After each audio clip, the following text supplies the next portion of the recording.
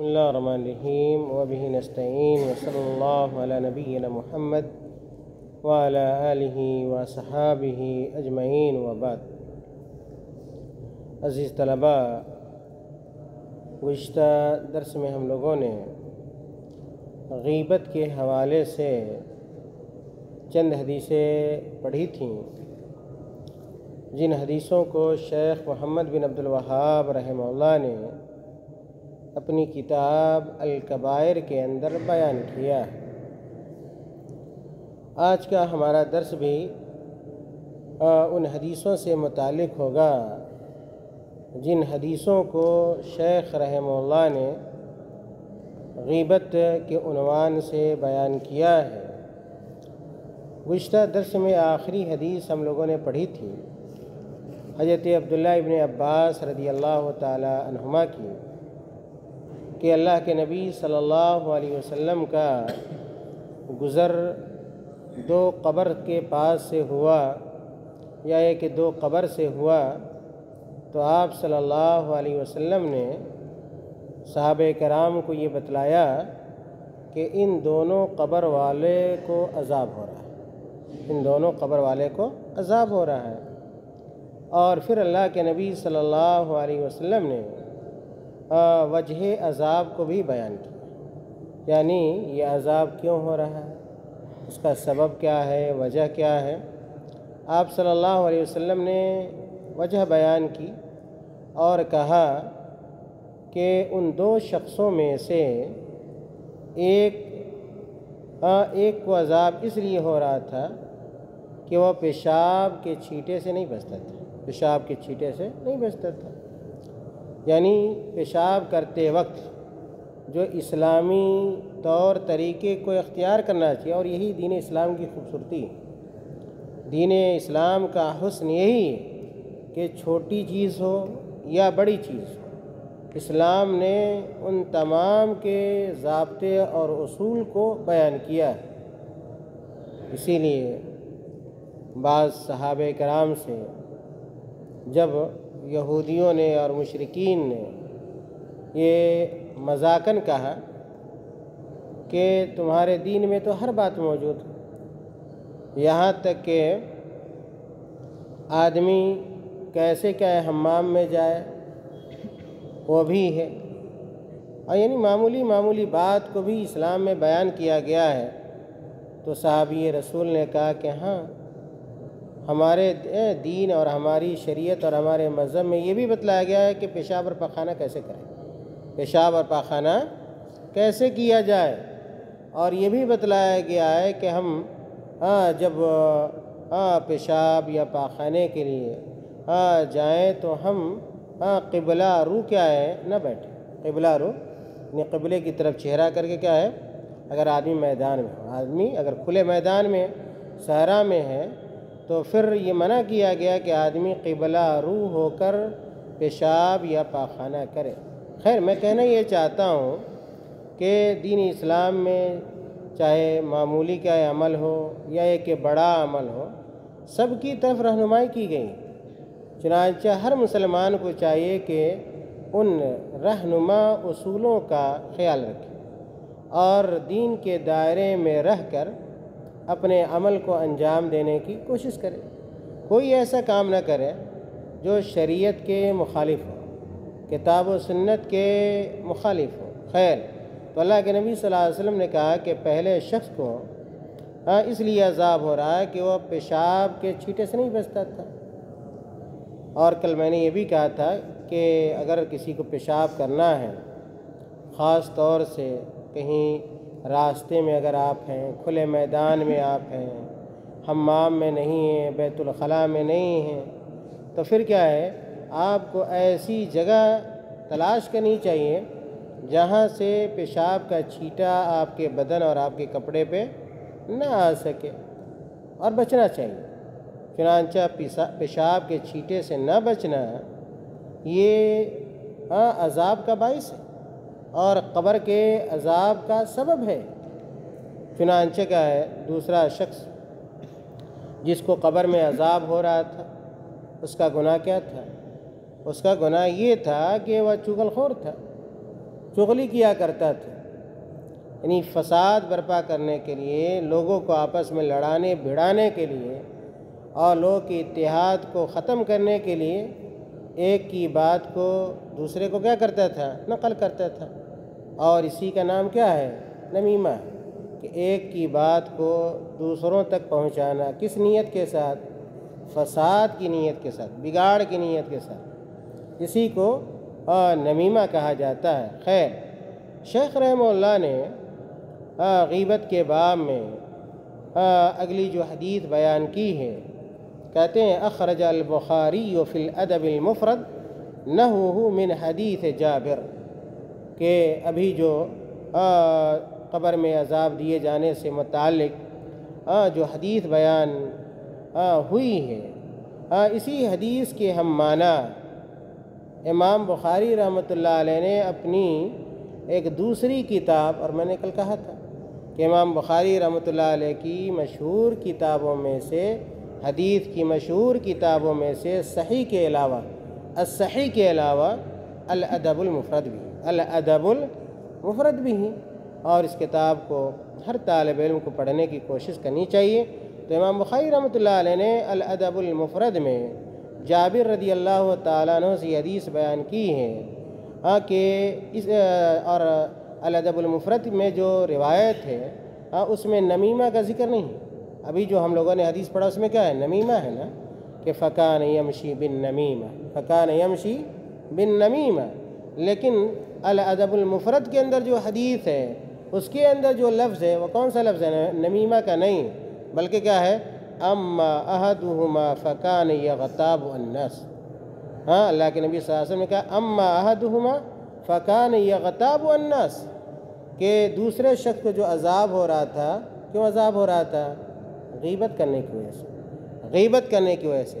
اور غیبت کی تعریف اور اس کا مفہوم اس سے پہلے بیان کیا جا چکا ہے کہ آپ اپنے کسی مسلمان بھائی کی کمی اور کوتاہی کو اس کے غائبانے میں بیان کرتے ہیں، اسی کا نام کیا ہے؟ غیبت۔ یا ہے کہ آپ اپنے مسلمان بھائی کا اس کے غائبانے میں اس انداز میں آپ اس کا تذکرہ کریں اور اس سے متعلق گفتگو کریں جس کو اگر وہ آپ سے سن لے، یا ہے کہ وہ جن باتوں کو اگر وہ سن لے تو پھر وہ باتیں کیا ہے؟ اسے اچھی کیا ہے؟ نہ لگے، تو اسی کا نام کیا ہے؟ غیبت ہے۔ اسی کا نام کیا ہے؟ غیبت ہے۔ تو جس طرح کیا ہے یہ نمیمہ، چغل خوری کیا ہے؟ حرام ہے، ناجائز ہے، اسی طرح کیا ہے؟ غیبت بھی کیا ہے؟ حرام ہے۔ چنانچہ کیا ہے؟ شیخ رحمہ اللہ نے اسی وجہ سے اس حدیث کو یہاں پہ ذکر کیا ہے کہ بعض روایتوں میں قبر میں عذاب ہونے کا جو سبب بیان کیا گیا ہے وہ نمیمہ نہیں بلکہ کیا ہے؟ غیبت ہے۔ کیا ہے؟ غیبت ہے۔ چاہے وہ نمیمہ ہو یا کہ غیبت ہو، ہر مسلمان کو اس جیسی برائیوں سے اور اس جیسے گھناؤنے جرم سے بچنے کی کوشش کرنی چاہیے۔ خیر، اگلی جو حدیث شیخ رحمہ اللہ نے بیان کی ہے وہ مسند احمد کی روایت۔ مسند احمد، امام احمد بن حنبل رحمۃ اللہ علیہ بڑے مشہور عالم دین گزرے ہیں اور ائمہ اربعہ میں سے چوتھے امام ہیں، امام احمد بن حنبل رحمۃ اللہ علیہ، جن کو دین کے لیے، اسلام کے لیے بڑا کیا ہے؟ ستایا گیا، بڑا کیا ان کے اوپر ظلم ڈھایا گیا۔ کئی بادشاہوں نے اپنے زمانے میں کیا ہے؟ امام احمد رحمۃ اللہ علیہ کو پریشان کیا، پریشانی نہیں کیا بلکہ کیا ہے؟ مارا، پیٹا اور قید جیل میں کیا ہے؟ رکھا۔ کیوں رکھا؟ تاکہ امام احمد رحمۃ اللہ علیہ اپنے اس موقف سے رجوع کر لیں، پھر جائیں کہ یہ جو قرآن ہے، یہ قرآن کیا ہے؟ مخلوق ہے۔ وہ لوگ کہلوانا چاہ رہے تھے کہ آپ کہیے کہ یہ قرآن کیا ہے؟ مخلوق ہے، اللہ رب العالمین کی پیدا کردہ چیزوں میں سے ایک ہے، لیکن امام احمد رحمۃ اللہ علیہ اس موقف کو ماننے کے لیے تیار نہیں تھے۔ ان کا موقف کیا تھا؟ یا ہے کہ اہل سنت والجماعت کا قرآن کریم کے سے متعلق موقف کیا ہے؟ کہ قرآن کیا ہے؟ اللہ کا کلام، کلام اللہ وغیر مخلوق، کہ یہ قرآن جو ہے اللہ کا کلام ہے، مخلوق نہیں، اور اللہ کا کلام مخلوق کیا ہے؟ نہیں، غیر مخلوق، اور یہ مخلوق نہیں۔ چنانچہ کئی بادشاہوں نے امام احمد رحمۃ اللہ علیہ کو خلافت بنی عباسیہ میں ایک کے بعد دیگر کئی بادشاہوں نے پریشان کیا، مارا پیٹا، جیل میں بند کیا، دباؤ بنایا کہ کسی طرح اپنے موقف سے امام احمد رحمۃ اللہ علیہ پھر جائیں، لیکن تمام تر سختیاں اور تمام تر مصائب امام احمد رحمۃ اللہ علیہ نے برداشت کیے، لیکن انہوں نے اپنے موقف سے رجوع کیا ہے نہیں کیا، اور ہمیشہ کہتے رہے، جو بھی کہتا تھا پھر جائیں، ہمیشہ یہی کہتے تھے، ہاتھو برہانکم ان کنتم صادقین، ہاتھو برہانکم ان کنتم صادقین، کہ اگر تم لوگ اپنے دعوے میں سچے ہو کہ قرآن کا ہے مخلوق ہے تو دلیل پیش کرو، قرآن اور حدیث کی دلیل لاؤ، ہم مان لیں گے۔ اور یہی ہونا چاہیے دین کے مسائل میں، دین کی باتوں میں ہمیشہ کیا ہے، کس چیز کو مقدم رکھنا چاہیے، دلائل کو، براہین کو، کسی کی رائے کی کوئی وقت کیا ہے نہیں ہے، اگر قرآن حدیث کسی مسئلے میں موجود ہے۔ خیر، تو امام احمد رحمۃ اللہ علیہ محدث بھی تھے اور کیا ہے فقیہ بھی تھے، محدث بھی تھے اور فقیہ بھی تھے، ذہن میں رکھیں، اس لیے کہ بعض لوگ یہ کہتے ہیں کہ امام احمد رحمۃ اللہ علیہ محدث تو تھے لیکن فقیہ کیا ہے نہیں تھے، محدث تھے لیکن فقیہ کیا ہے نہیں تھے، لیکن صحیح بات یہ ہے کہ امام احمد رحمۃ اللہ علیہ جتنے بڑے محدث تھے اتنے بڑے کیا ہے فقیہ بھی تھے، اور ان کی کتابیں اور ان کے مسائل ان کی فقاہت کے اوپر دلالت کرتے ہیں۔ تو امام احمد رحمۃ اللہ علیہ کی جو کتابیں ہیں پائی جاتی ہیں، لائبریریوں کے اندر موجود ہیں، ان کی اہم ترین کتابوں میں سے یہ ہے کہ سب سے اہم کتاب جو ہے وہ کون سی ہے، المسند ہے، کیا ہے المسند، جس کو مسند امام احمد ہم اور آپ کیا ہے کہتے ہیں، یا ایک اس نام سے جانتے، بہت کیا ہے عظیم الشان یہ کتاب ہے، بلکہ یوں کہا جائے کہ حدیث کی انسائکلوپیڈیا ہے، حدیث کی انسائکلوپیڈیا ہے۔ بعض لوگوں نے کہا کہ اگر کوئی حدیث اگر آپ کو نہ ملے تو سمجھے کہ وہ حدیث ہی نہیں، جی، اور بیشتر حدیثیں مسند احمد کی کیا ہے صحیح، مسند احمد کی بیشتر حدیثیں یہ کیا ہے صحیح ہیں۔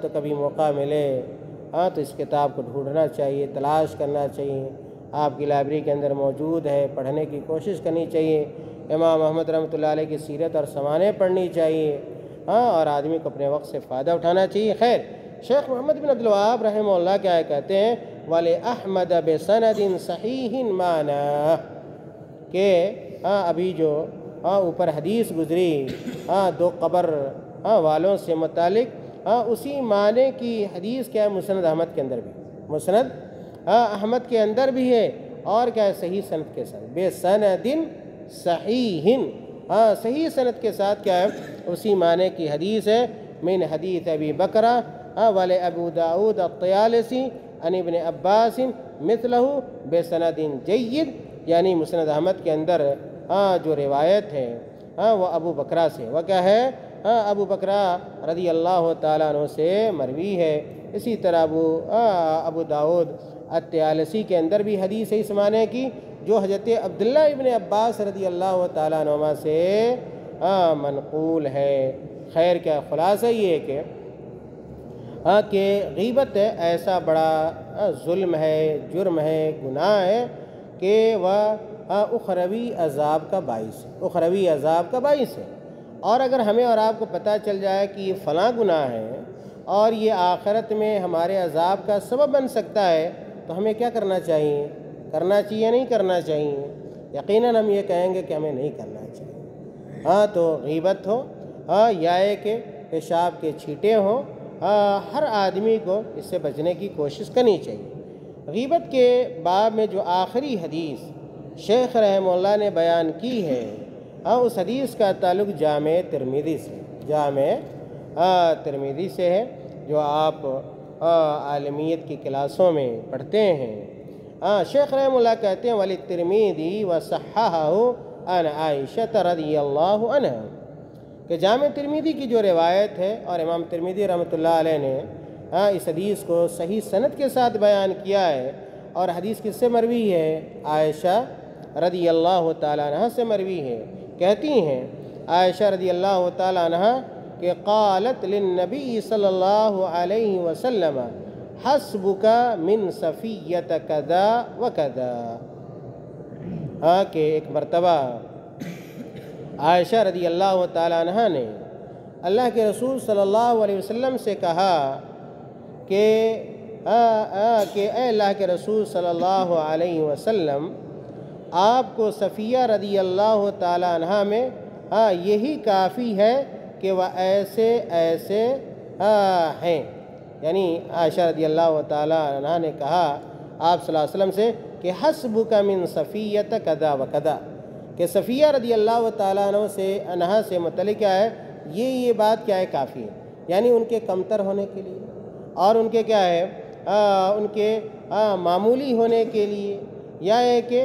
ان سے انہیں مجھ سے کیا ہے آپ کہیں کہ مقام اور مرتبے میں کیا ہے کمزور ہونے کے لیے یہی بات کافی ہے۔ اور اس سے مراد کیا لینا چاہ رہی تھی عائشہ رضی اللہ تعالیٰ عنہ؟ یہ کہنا چاہ رہی تھی کہ انہا قصیرتن، عائشہ رضی اللہ تعالیٰ عنہ آپ صلی اللہ علیہ وسلم کے سامنے حضرت صفیہ رضی اللہ تعالیٰ عنہ کی کمی اور کوتاہی کو اور جسمانی اور فطرتی جو کمی تھی اس کو بیان کرنے کی انہوں نے کیا کی کوشش کی، عائشہ رضی اللہ تعالیٰ عنہ۔ دیکھیے کمی کون بیان کرنا چاہ رہی ہیں؟ عائشہ رضی اللہ تعالیٰ عنہ جو سب سے زیادہ محبوب ہیں اللہ کے رسول صلی اللہ علیہ وسلم کی نگاہ میں، اور اپنے سوکن، اور یہ صفیہ رضی اللہ تعالیٰ عنہ کون تھیں؟ آپ صلی اللہ علیہ وسلم کی بیوی تھیں، حضرت عائشہ رضی اللہ تعالیٰ عنہ کی سوکن تھیں۔ چنانچہ ایک سوکن نے دوسرے سوکن کی برائی یا کہ کمی اور کوتاہی کو اللہ کے نبی صلی اللہ علیہ وسلم کے سامنے بیان کرنا چاہا، اور عائشہ رضی اللہ تعالیٰ عنہ نے یہ کہنا چاہا کہ انہا قصیرتن، کہ اے اللہ کے نبی صلی اللہ علیہ وسلم بڑی تعریف کرتے رہتے ہیں صفیہ رضی اللہ تعالیٰ عنہ کی، حالانکہ ان کے کمتر ہونے کے لیے یہی کافی ہے کہ وہ کیا ہیں پست قد، کیا ہے قصیرہ، ناٹی ہیں، یعنی ان کا قد کیا ہے چھوٹا ہے۔ یہ کس نے کہا ہے؟ عائشہ رضی اللہ تعالیٰ عنہ نے۔ تو دیکھیے اللہ کے نبی نے برداشت نہیں کیا، اللہ کے نبی نے یہ نہیں کہ کوئی اگر اپنا چہیتا ہے اور کیا ہے اپنا کیا ہے محبوب ہے تو اس کو چھوڑ دیا جائے، نہیں، اگر السلام ورحمۃ اللہ وبرکاتہ۔